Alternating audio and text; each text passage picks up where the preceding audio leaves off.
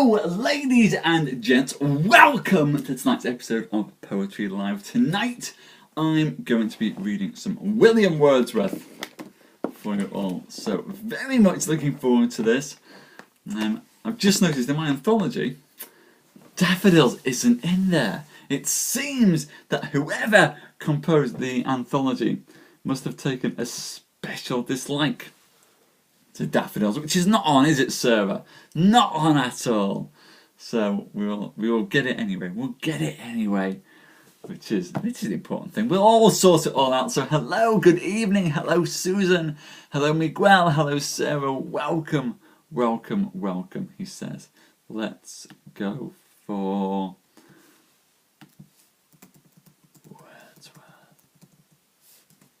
Here we go. It's on its way. Hello, Julia. Come in, come in, come in, come in. Come in, guys. Where's that? Very excited for this. Hello, Jackson. Hello. Hello. Hello, Burnett. Come in, guys. Come in. Welcome. Wordsworth. Wordsworth on his way tonight. So, it'll be good. It'll be good. Hello, Geordie. Hello. Come in, come in, come in. Welcome. Welcome, welcome, George. Welcome. Sit yourself down before we get into tonight's show. We'll give it another minute or so, but I hope everyone had a fab weekend. Do you all have a good weekend? I hope so. I hope that you all had a wonderful, wonderful time. Hello, Martin. Come in, Martin. Thank you for sharing, Martin. Thank you. Thank you. I spent it driving around and being buffeted by some very strong winds. Excellent. Excellent, Susan. I'm glad you had a great weekend. Have we all done our Christmas shopping by this point in time? I should ask. I've bought my mum a DVD and that's about it.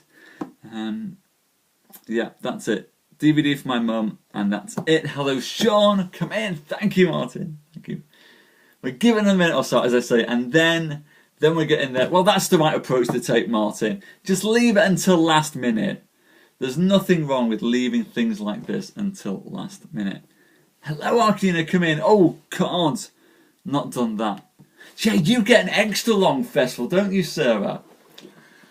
Like we just kind of get it bang on 25th, but you kind of get to spread it out a little bit.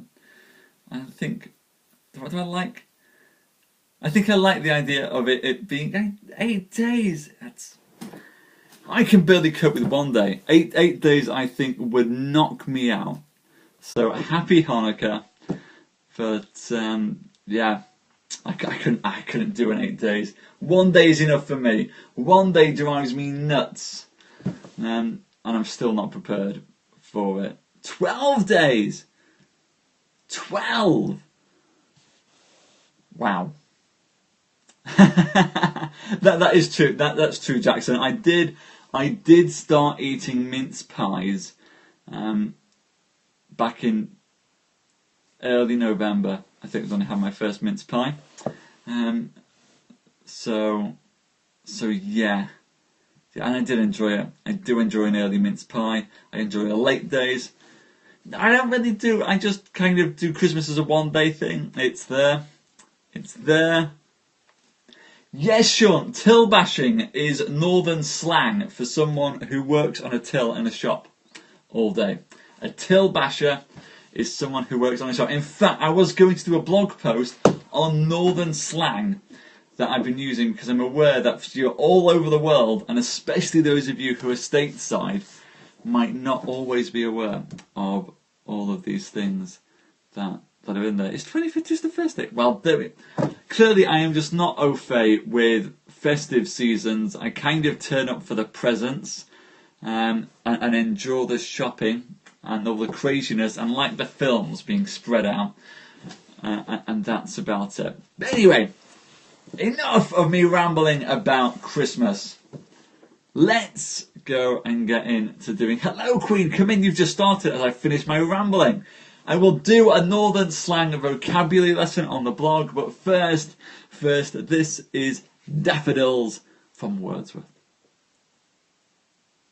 I wandered, lonely as a cloud, that floats on high o'er vales and hills, when all at once I saw a crowd, a host of golden daffodils, beside the lake, beneath the trees, fluttering and dancing in the breeze, continuous as the stars that shine and twinkle on the Milky Way. They stretched in a never-ending line along the margin of the bay.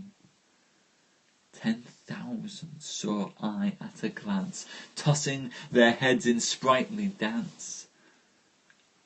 The waves beside them danced, but they outdid the sparkling waves in glee. A poet could not but be gay in such a jocund company. I gazed and gazed, but little thought what wealth the show to me had brought. For oft when on my couch I lie in vacant or in pensive mood, they flash upon that inward eye, which is the bliss of solitude. And then my heart with pleasure fills, and dances with the daffodils.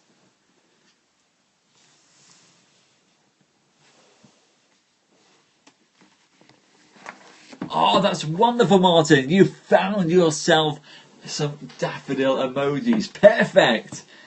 Are there 1,001 though? I mean, that's the real question. No, let's not even try. Let's not even try to get sort of 10,000 daffodils going on here. 10,000 daffodils that might just break Periscope, and we don't want that, do we? No, we don't want that.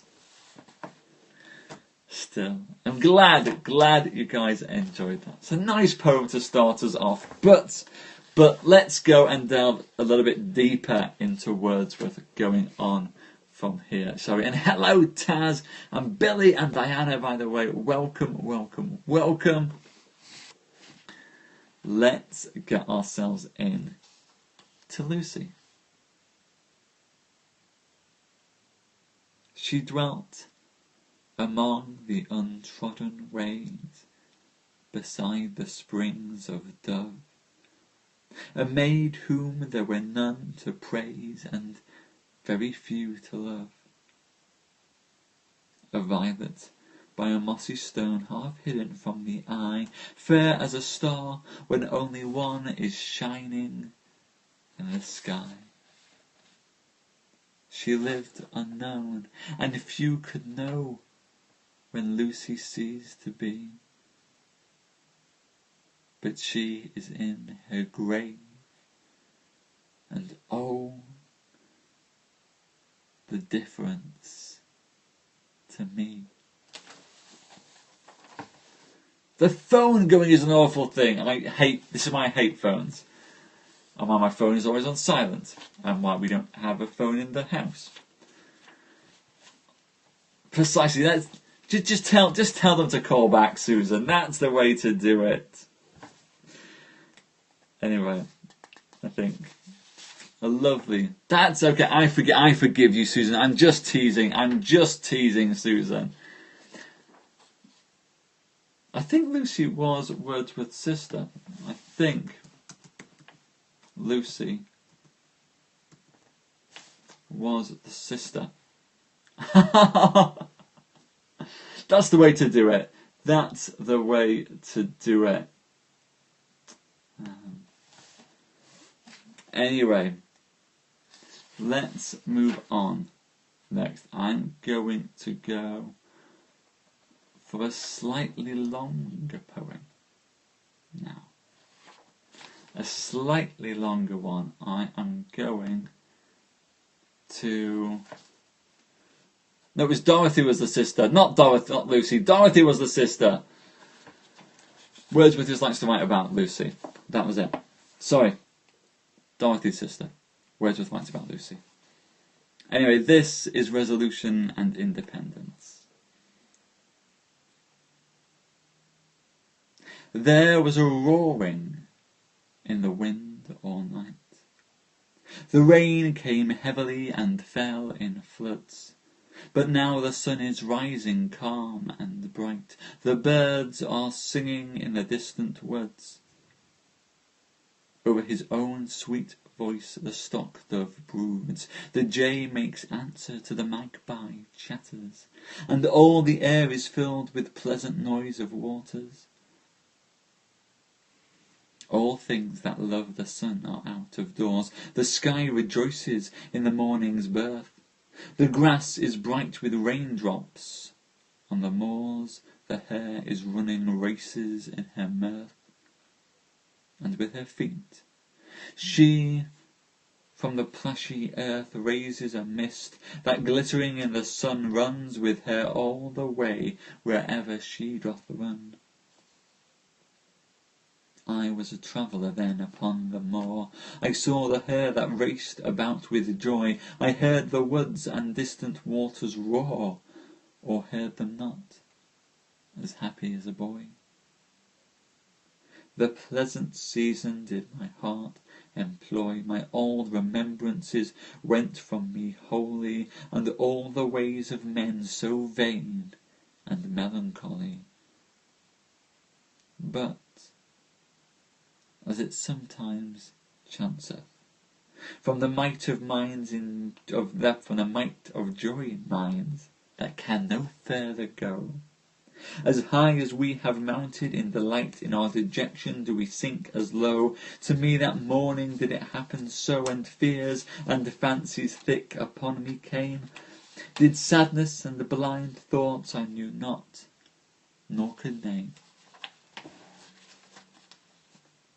I heard the skylark warbling in the sky, and I bethought me of the playful hare. Ever such a happy child of earth am I, even as these blissful creatures do I fare. Far from the world I walk, and from all care.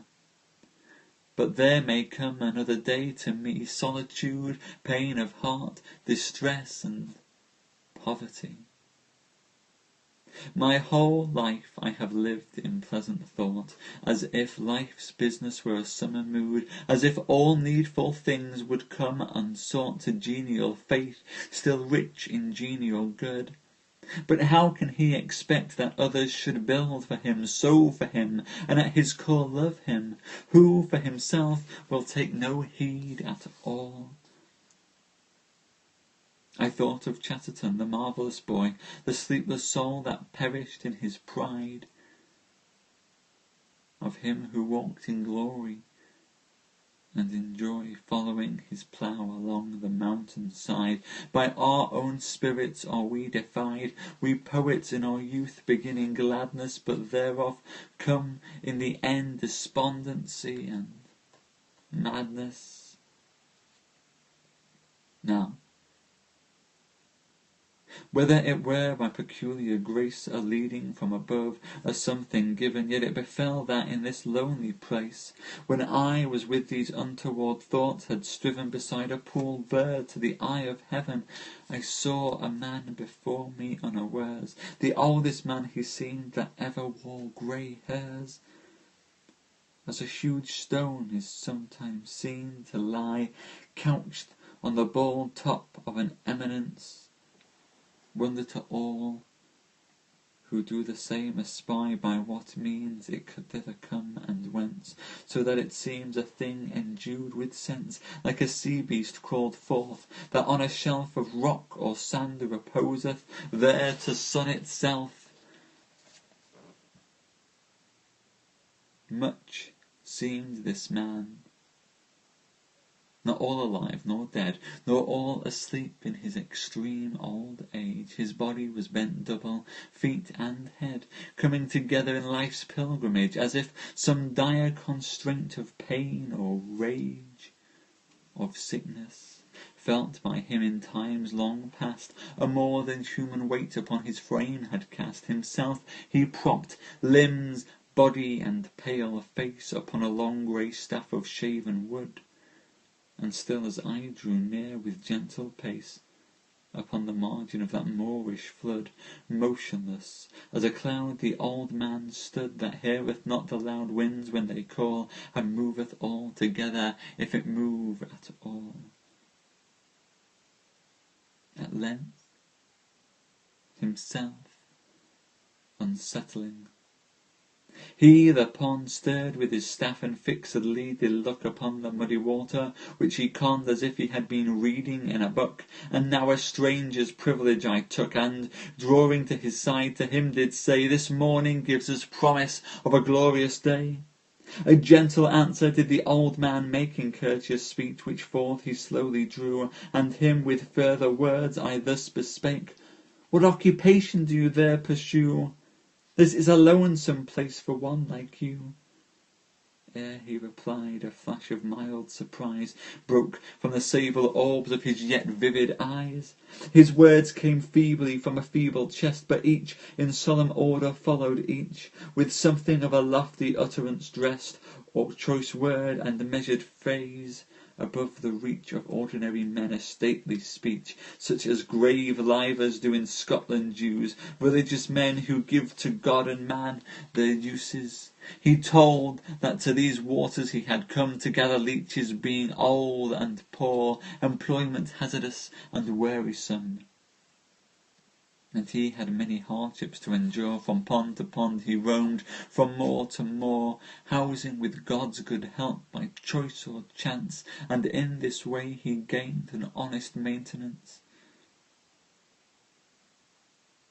The old man still stood talking by my side, and now his voice to me was like a stream, scarce heard, nor word from word I could divide, and the whole body of the man did seem like one whom I had met with in a dream, or like a man from some far region sent to give me human strength, be apt admonishment. My former thoughts return, the fear that kills, and hope that is unwilling to be fed, cold pain and labour, and all fleshly ills, and mighty poets in their misery dead, perplexed and longing to be comforted. My question eagerly did I renew: how is it that you live?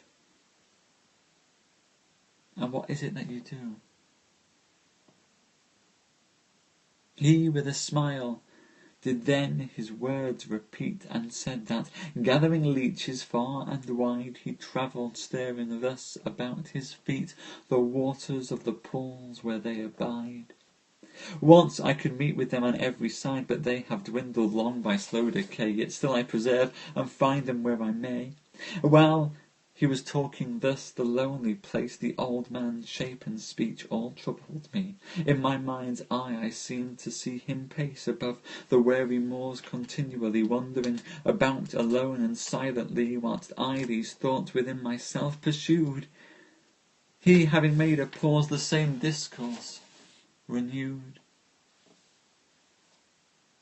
and soon with this he and other matter blended, cheerfully uttered with demeanour kind, but stately in the main. And when he ended, I could have laughed myself to scorn to find in that decrepit man so firm a mind. God, said I, be my help and stay secure. I'll think of the leech gatherer on the lonely moor.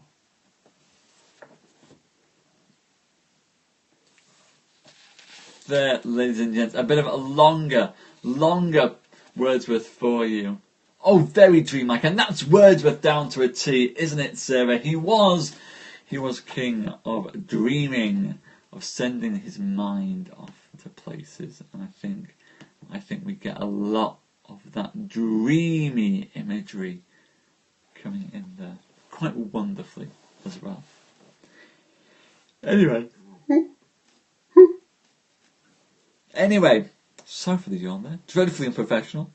You'll have to forgive me. Hello, Darby. Welcome. We're back to our last poem of the evening. And hello, Chucky, coming in there. This, our last Wordsworth poem of the evening. I will give you one of his sonnets, because sonnets are the best things ever. You're very welcome, Susan. This is a beauteous evening, calm and free, to round off the end of tonight's poems. It is a beauteous evening, calm and free. The holy time is quiet as a nun, breathless with adoration. The broad sun is sinking down in its tranquillity. The gentleness of heaven broods over the sea. Listen. The mighty being is awake, and doth with his eternal motion make a sound like thunder, everlastingly. Dear child, dear girl that walkest with me here, if thou appear untouched by solemn thought, thy nature is not therefore less divine. You lie in Abraham's bosom all the year, and worship at the temple's inner shrine, God being with thee when we know it not.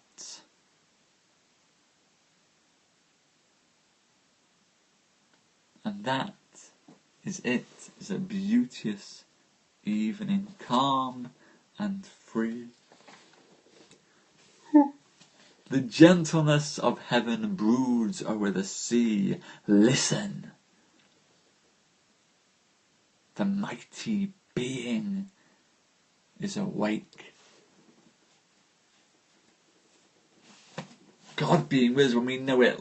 Oh, fabulous, isn't it? Absolutely a wonderful sonnet there from Wordsworth to wrap up the evening. So my thanks to all of you guys for coming. Absolutely, Darby, you were here for the end. That's the important thing is you got here. That's the important one, Darby. So thank you guys. I'm glad that you all enjoyed that. Hopefully you enjoyed it as much as I did reading it to begin with. Tomorrow, Jackson requested that we do, Jackson mentioned Carol Ann Duffy. Perhaps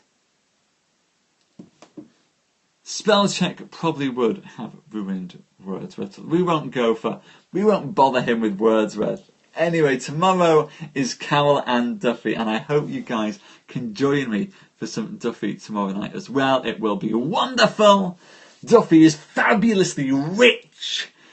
Sometimes a bit difficult to do a lot of Duffy all in one go, but Duffy, we'll take some deep breaths between, because reading Duffy is rather like eating an incredibly decadent chocolate cake. In many ways, the language is so powerful. And Susan's phone will stop ringing, so I'm looking forward to doing some Duffy with you guys tomorrow. Oh, well, Sarah, you're in for a treat. Duffy, Carol Ann Duffy, is England's current Poet Laureate. Actually, I double-checked that. She is. Marv stood down, doesn't she? She is Poet Laureate of the UK, isn't she? It's not changed in the past since I checked it, have I? He says, now I'm going to have to check this, because it's going to be weird and embarrassing otherwise. Come on, Wikipedia, tell me that I'm right. It's coming. I think she's poet Andrew Motion. Andrew Motion was meant to have it for life, but Andrew Motion stood down. I would consider indeed, Sean. I like getting requests in, so absolutely I would. Yes, Andrew Motion stood down after 10 years. Carol Ann Duffy is the current Poet Laureate. From what I remember, Motion said that he didn't think that a Poet Laureate should be in post for more than 10 years. I think it was possibly because Motion was fairly young, as Poet Laureates go, when he was appointed to the post. And I think because of that, it is... Well, this is it. I think it's still technically a lifetime thing, but Andrew Motion wanted poets to step down after 10 years.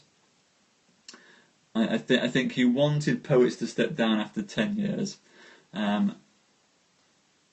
which I mean, just actually having a look at it, you know, some of the poet laureates on there. I mean, John Masefield was poet laureate for 37 years. Who reads Masefield? I don't think I've ever read a Masefield poem. Tennyson was for 42 years, alright, but Tennyson was mega awesome. Really? Or Masefield, Motion as opposed to Masefield. Or Masefield. I can't rap. I tried it in the day. I know. It must be really awful because you're writing it for some real. Motion makes more sense than Masefield. I imagine that must have been great to have been lectured by Motion. Yeah, having to sort of trot out sort of weird poems for christenings and things. Wow, you're just looking at all these poets that have just disappeared into antiquity.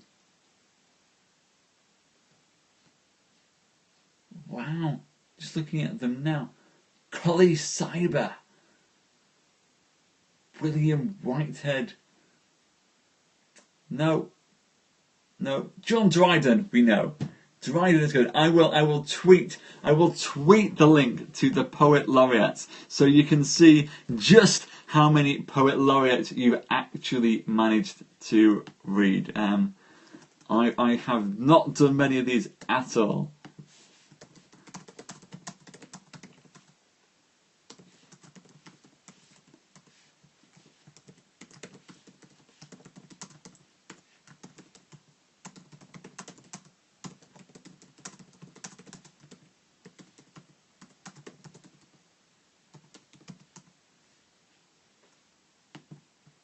Although, what could be fun actually might be one night if I try to do every single poet laureate in sequence, and I go and read some Dryden, some Shadwell, some Tate, Rowe, Euston, Cibber, Whitehead, Walton. It's work my way through all in one go. That could be fun actually. We might do that. Can we go and do all the poet laureates in one go? Anyway, all things to think about. I'm going to go and pop off now. Anyway, I've got some blogs to go and work on and stuff. So I will say goodnight to you all. Thank you so much, everyone, for coming tonight. I hope you enjoyed tonight's show. Do come for Duffy tomorrow. Duffy will be fabulous. So thank you, Sarah and Susan, Julie, Martin and Jackson, Burnett, Sean, Arcadina, Rosella, Queen, Taz, Adriana and Roni. Thank you so much, guys, for coming to tonight's show. It's been wonderful to see you and chat to you and to learn all about the poet laureates with you. I'll see you tomorrow as we go and do some Duffy. And then on Wednesday, it's Tolkien night. Tolkien night will be awesome. I know we've got some demand for Tolkien night. There'll be silly voices for Tolkien night. So do come there. Did you? Yes, you did. Yes, you did. Sorry, I saw it and bookmarked it and then didn't come back. Yes, we will. He says. Don't worry. So next week I'll add Longfellow into the list. Next week, Longfellow coming up. Fab. Have a wonderful night, evening, morning, afternoon, wherever you are, guys. I'll see you tomorrow.